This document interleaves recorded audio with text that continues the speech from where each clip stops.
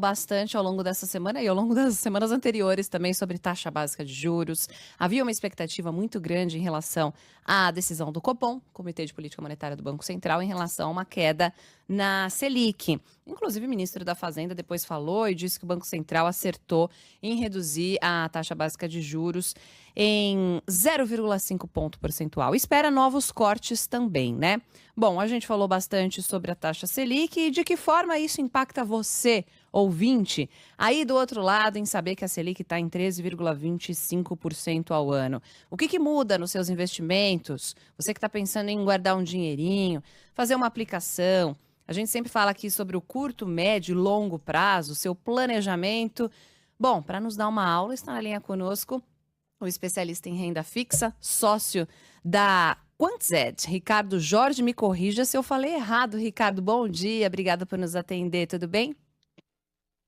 Um bom dia a todos, um ótimo sábado. E você pronunciou de maneira correta. O nome é Ufa, complicado, mas você pronunciou da maneira correta, sim. muito Um bom. ótimo dia. Ricardo, para a gente começar aqui o nosso bate-papo, o que significa a Selic nesse patamar? Falava agora há pouco sobre essa expectativa de queda, mas ainda é uma taxa elevada, né? Primeiro, um cenário geral, como é que você avalia essa decisão do Copom? Na verdade, havia já uma grande expectativa sobre essa decisão. Já há muito tempo o mercado e o próprio corpo político, né, o governo pressionando o Banco Central para que a gente já pudesse começar com esse ciclo de afrouxamento monetário. Mas a grande dúvida do Banco Central era o nível elevado da inflação, e a gente sabe que a inflação ela acaba sendo muito mais danosa para aquelas pessoas que não têm o poder de poupança do que aquelas pessoas que têm a mais possibilidade de guardar recursos, sobra de orçamento mensal e tudo mais. Então, existia uma expectativa muito grande para que essa decisão acontecesse o mais breve possível, dado que a gente tem um custo muito alto para o consumidor, para as empresas. A gente vê que o nível de inadimplência cresceu muito por conta disso. É bem verdade que a gente já há bastante tempo vem com uma inflação muito alta, mas a gente já há alguns meses começou a observar uma melhora da dinâmica inflacionária, e exatamente essa melhora da dinâmica que possibilitou o Banco Central começar o corte de juros. Existia inclusive uma dúvida muito grande se ele começaria com um corte de 0,25 ou com um corte de 0,50, e para o bem de todos, houve a possibilidade de começar com esse corte de 0,50 e já contratar mais corte para o final do ano. Então, essa é uma notícia positiva, é uma notícia que era muito aguardada pelo mercado, e obviamente isso vai impactar principalmente no custo para aquelas pessoas que desejam voltar a consumir. O governo também tem tentado, do lado dele, adotar medidas para melhorar o crédito, com o programa Desenrola, com a facilitação do crédito via bancos públicos. Enfim, existe toda uma conjuntura em pró para que o consumidor consiga de volta começar a voltar ao seu hábito de consumo como a gente espera que aconteça, né? Esse é o grande objetivo, né, com a redução da taxa de juros: diminuir o custo para o consumidor final e, mais à frente, diminuir também o custo para aquelas empresas que gostariam de continuar empreendendo no Brasil. Excelente, é o que a gente precisa mesmo. Agora, Ricardo, a gente sempre ouve aquela expressão: viver de renda, viver de juros. Taxas de juros muitas vezes ajudam investidores a fazer o dinheiro crescer, né, render. E a gente sabe que uma taxa mais alta faz esse dinheiro crescer numa velocidade um pouco maior. Quando os juros caem, existe algum tipo de mecanismo para ajudar esses investidores também? Agora o investidor tem que fazer o quê? Ele tem que mudar a direção do investimento dele? O que você recomenda? Muito boa a sua pergunta.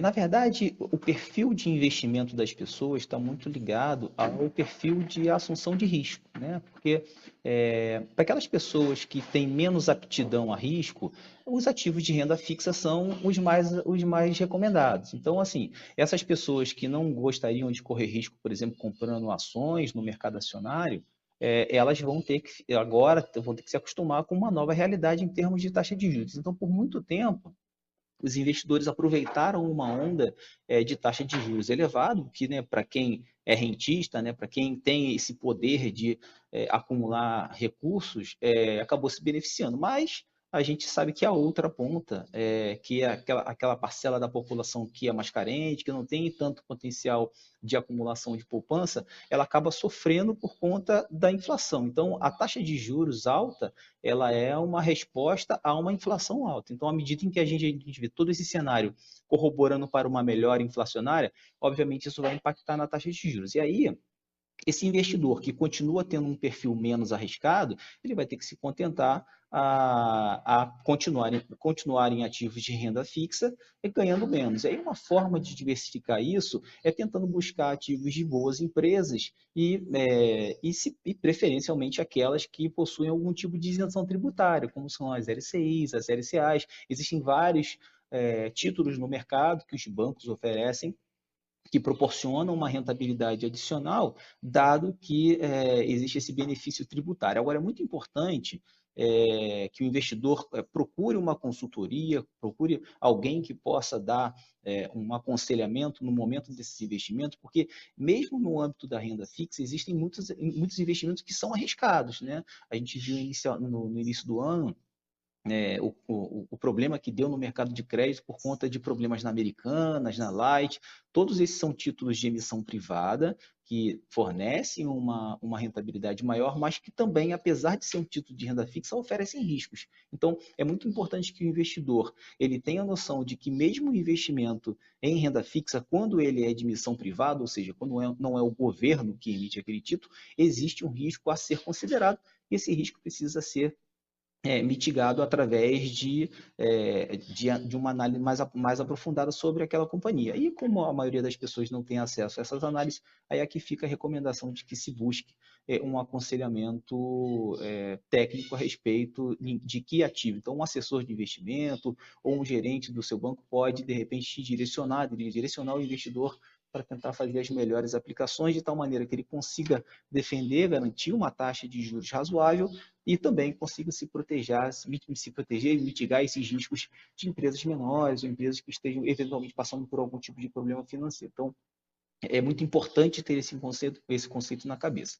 E um outro ponto que eu gosto muito de falar, né, que as pessoas às vezes menosprezam, mas que é tão relevante quanto, é o planejamento financeiro. Então, quando a pessoa tem um planejamento financeiro adequado, ela consegue adequar os seus fluxos de caixa às suas necessidades, isso facilita muito o investimento, porque muitas vezes os melhores investimentos, né, que trazem melhores oportunidades em termos de taxa de juros, eles têm um prazo de carência, ou pelo menos eles necessitam que você leve o título até o vencimento. Então, por exemplo, se o investidor ele tem um objetivo de curto prazo, ele tem um dinheiro guardado e pretende daqui a 6 meses, um ano, comprar um carro, um apartamento, alguma coisa do tipo.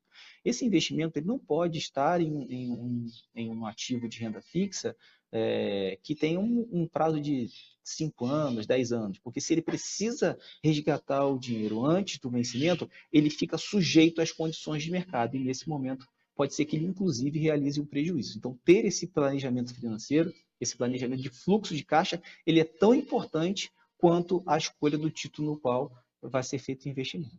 Nossa, mas é difícil de fazer, Não, né? isso é fundamental, é difícil, mas é aquela história, né? Se você não sabe onde quer chegar, não tem como definir o caminho. É a mesma coisa que você entrar no carro e começar a rodar com o carro sem saber onde você quer chegar. Você precisa saber, olha, eu quero chegar ao litoral, na praia tal, eu vou levar quanto tempo de deslocamento, ou quero chegar em tal cidade do interior, ou outro país. Você precisa definir onde você quer chegar. E eu tenho a impressão que muitas pessoas não têm isso bem definido. É aquela coisa, eu quero guardar dinheiro. Legal, mas você vai guardar dinheiro para quê? Porque o dinheiro, em algum momento, ele tem que ser gasto. Então, você vai guardar para comprar uma casa, comprar um carro, para fazer uma viagem no fim do ano, para, de repente, sei lá, comprar um presente especial, comprar uma peça de vestuário que você está querendo, um tênis. É aquela coisa do que eu comentei há pouco, né? O curto, médio e longo prazo. Como é que organizar isso direitinho, hein, Ricardo? Você falou da questão do assessor de investimentos, isso é fundamental, mas uma regrinha básica para o nosso ouvinte saber mais ou menos para onde vai se nortear e quanto tempo vai utilizar, né? Eu tenho essa predisposição de investir um valor por quanto tempo, né? Uhum. É muito importante, né? Isso obviamente está diretamente relacionado a esse planejamento financeiro. As pessoas, né, infelizmente, o que falta no Brasil, e aqui a gente tem um trabalho muito árduo, né, e a gente já evoluiu muito de alguns anos para cá, que é exatamente esse processo de educação financeira. Então, o trabalho que vocês estão desenvolvendo, né, que outras empresas desenvolvem na parte educacional, é fundamental para que a gente consiga disseminar essa informação para que o investidor que não tem tanto acesso consiga de fato tomar melhores decisões. Então, a questão do planejamento financeiro é importantíssimo. Então, a regra número 1 é você conseguir gastar menos do que você recebe, ou seja, você conseguir poupar. Eu sei que para muita gente é difícil, mas esse esforço ele é fundamental para que a gente comece um plano de planejamento financeiro. E aí, à medida em que a gente começa a conseguir, né, mensalmente ou semestralmente guardar algum recurso e aplicar esse recurso, a gente começa a montar esse programa, né, essas metas, esses objetivos. Então, ter um objetivo é muito importante também, para que você fixe, né, um ponto de chegada. Então, você tem um ponto de partida, que é o momento atual, e você precisa de um ponto de chegada. E qual é o caminho que você vai percorrer até lá? Esse caminho vai ser o seu dia a dia. Então, aquela pessoa que eventualmente tem um orçamento mais apertado, vai segurar um pouco mais no mês para ter folga no mês seguinte, mas sempre tentando deixar uma parcela da sua renda destinada para investimentos. E o investimento ele não é só para fins de consumo, né, propriamente dito. A gente ter uma reserva de emergência é algo que nos dá mais tranquilidade. Então, não necessariamente aquela pessoa deseja poupar para consumir alguma coisa, ou como você bem citou, uma viagem, um carro, um apartamento. Às vezes é importante você ter essa reserva de emergência para em um eventual problema, né, de emprego, ou qualquer tipo de próprio problema econômico, você tem essa reserva que te dê fôlego para suportar momentos de crise. Então, ter uma poupança é sempre importante, independente se o objetivo final é consumo ou não. Então, só que para a gente chegar nesse ponto, a gente precisa, primeiro, nos educarmos, para que a gente tenha uma boa educação financeira. E hoje na internet, assim, existe muita coisa ruim, mas existe muita coisa boa também que pode ser aproveitada. Hoje, muito mais do que, por exemplo, há 10, 15 anos atrás. Então, um trabalho de formiguinha, né, que eu costumo dizer. As pessoas precisam garimpar bem a informação, buscar conhecimento, buscar aconselhamento, e aí sim, aos poucos, à medida em que as pessoas forem evoluindo, elas vão conseguindo andar com as próprias pernas, o que é o mais importante. Uhum. Tem dúvida de muitos ouvintes, viu, Ricardo, com relação a esse período de agora, se a redução da Selic pode provocar um impacto imediato nas dívidas que já existem. São pessoas que não estão inadimplentes, têm uma dívida aí de médio e longo prazo, estão pagando certinho as parcelas. Isso pode ser renegociado com base na redução de agora da taxa básica de juros?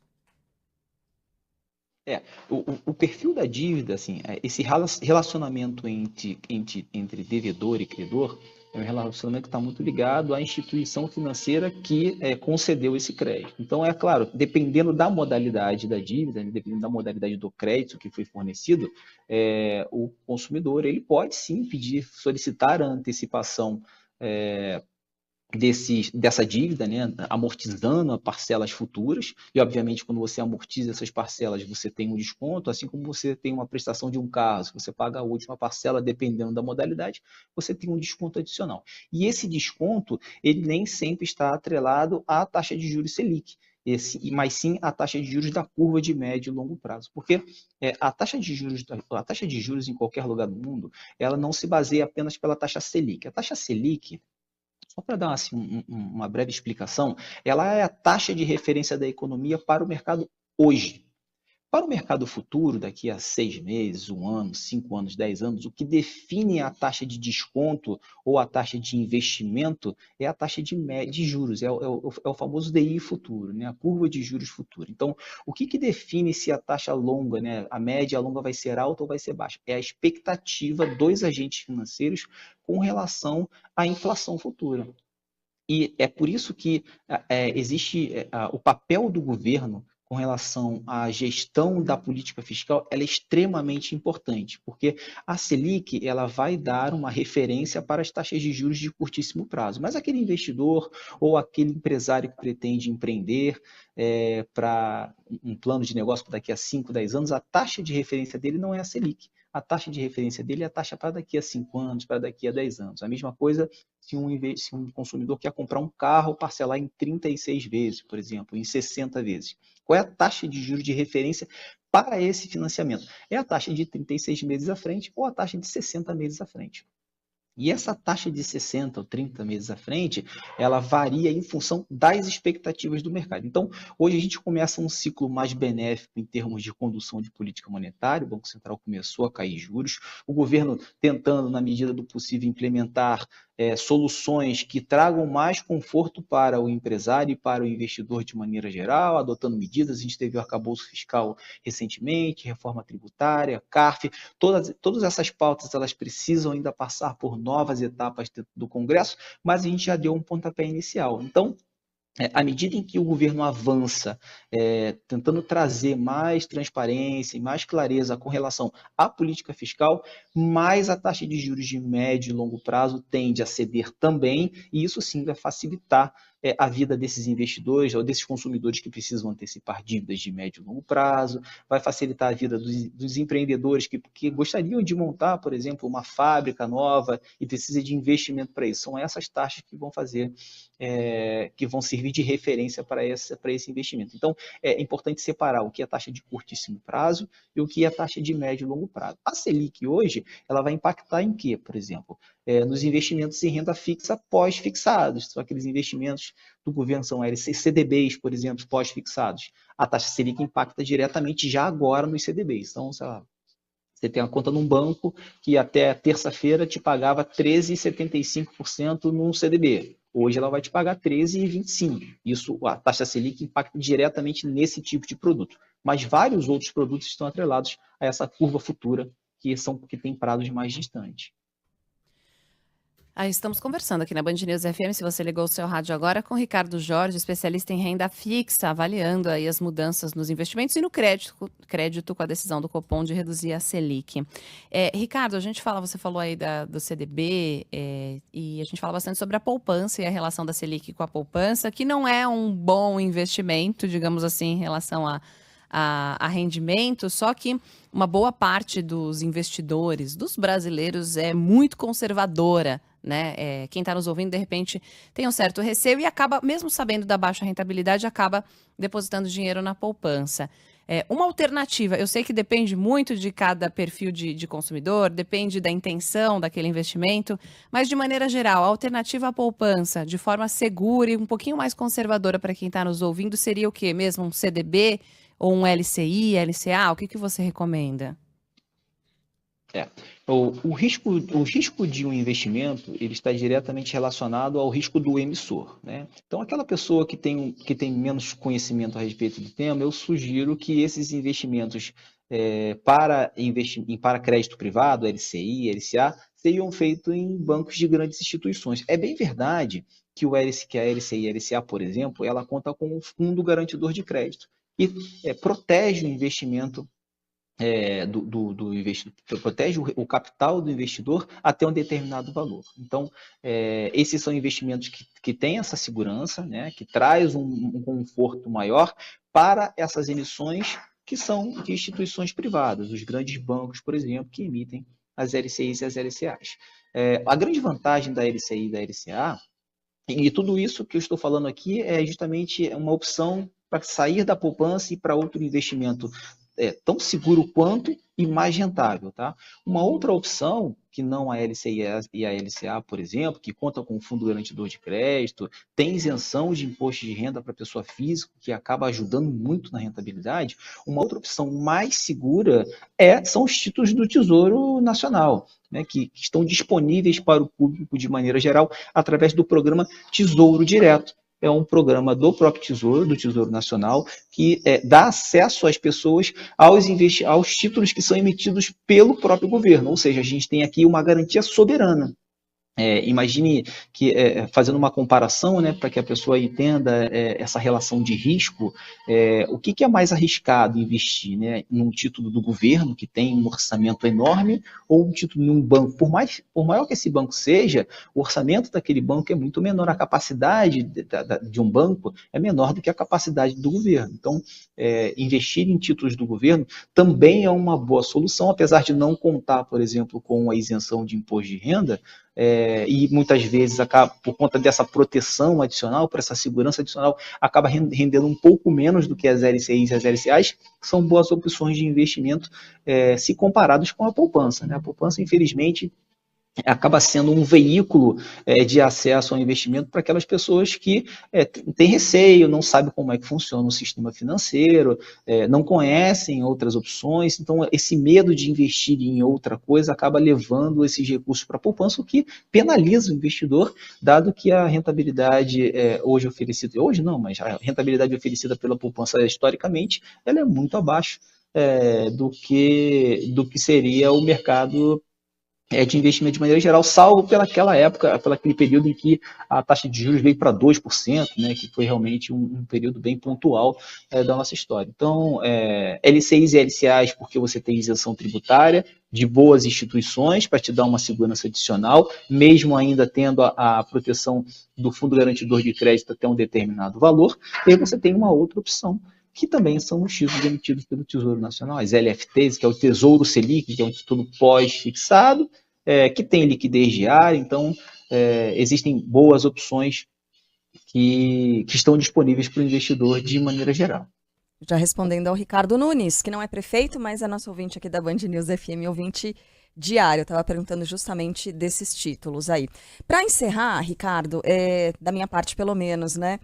Queria perguntar, claro que assim, a gente já falou sobre objetivos diferentes, prazos diferentes para se investir, médio, longo prazo, mas dá para se falar em um valor mínimo para começar a investir? Por exemplo, uma pessoa que assim, eu colocava na poupança o dinheirinho que sobrava ali da minha conta corrente, depois de pagar tudo, depois de reservar uma parte para pagar as coisas à vista, blá, blá, blá, sobrava, sei lá, R$50. Aí eu passava para a poupança, já é alguma coisa, mas tá bom. Esses R$50, por exemplo, seria possível investir um valor baixo como esse nesse tipo de investimento que você está recomendando? No Tesouro Direto, sim. As LCIs e as LCAs, dependendo do emissor, tem um valor mínimo. Mas o Tesouro Selic, ele a partir, se eu não me engano, de R$25 ou R$20, já te possibilita fazer o investimento nesses títulos que a gente acabou de citar, com rentabilidades muito melhores do que a poupança e com a garantia, né, a garantia soberana, a garantia do Tesouro Nacional. Então, sim, o objetivo de cada um, né, e a disponibilidade de cada um é algo muito individual. Então, assim, R$20 para uma pessoa pode ser muito pouco, mas para outra pessoa pode fazer diferença no orçamento. Então, qualquer coisa que se possa acumular é positivo, tá? Desde que a gente consiga acumular de uma maneira mais, assim, mais eficiente. Então, essa opção do Tesouro Direto, que foi um programa, inclusive, voltado, criado para o investidor individual, para o investidor pessoa física, justamente para que essas pessoas que têm uma capacidade menor de poupança possam também participar e se beneficiar da taxa de juros, que no Brasil, historicamente, sempre foi muito elevada. Então, para esses investidores que têm pouco poder de poupança, né, que tem um orçamento mais apertado, o Tesouro Selic é a melhor opção em termos de investimento, principalmente se comparado com relação à poupança, que também permite aplicações de baixo valor. Então, assim, uma recomendação seria, sobrou R$20, R$50 por mês. Se a pessoa quer investir em alguma coisa, procure se informar a respeito do Tesouro Selic, que é algo que com certeza vai trazer uma rentabilidade muito melhor do que a poupança e que também proporciona a liquidez diária, caso, eventualmente,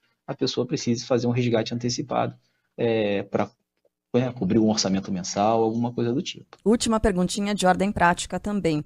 Para essa pessoa ter orientações, uma assessoria, ela é acessível, financeiramente falando? Cabe no bolso consultar ou contratar um consultor? Cabe, assim, geralmente existem veículos de consultoria, né? Então existem aquelas consultorias que são mais especializadas dentro de corretoras de valores e existem consultorias que estão mais disponíveis através, por exemplo, do seu gerente, né? Do gerente da sua conta bancária. Então, são profissionais que estão aptos a dar esse tipo de aconselhamento e que com certeza vai ajudar, né, o investidor a esclarecer pelo menos as dúvidas mais pontuais a respeito desse tipo de investimento. Então, é claro que se você quer uma consulta, se o investidor precisa de uma consultoria mais personalizada, uma consultoria que faça um programa de investimento, ou que faça uma carteira recomendada, por exemplo, algo que algo que, obviamente, tem um custo, né, para essa empresa, para esse consultor, e obviamente ele vai cobrar alguma coisa por isso.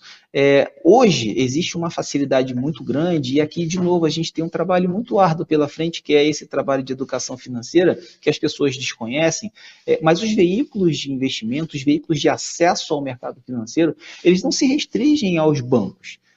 As pessoas, elas podem, com um custo zero, por exemplo, ter acesso a essas informações, não informações personalizadas, mas informações genéricas que são muito importantes também, que trazem conteúdo através de corretoras de valores. Então, hoje a pessoa consegue abrir uma conta numa corretora de valor sem que haja qualquer custo por isso, e a partir desse momento ela passa a ter acesso a esse conteúdo de investimento que as próprias corretoras elaboram, principalmente para o mercado de varejo. Então, sim, o investidor ele consegue, com baixo custo, ter acesso à informação desde que ele utilize o canal correto. Então, infelizmente, as pessoas ainda acham que o canal de investimento, esse canal de relacionamento é via o setor bancário, e nem sempre é. As corretoras estão aí para fazer esse papel e cada vez mais elas têm ganhado espaço, sabendo da carência do investidor individual, a carência do mercado de varejo. O mercado de varejo, que eu digo, é o investidor pessoa física que investe no mercado financeiro. Há uma carência muito grande de informação e essas empresas elas vêm exatamente para cobrir, né, essa lacuna com um custo muito baixo.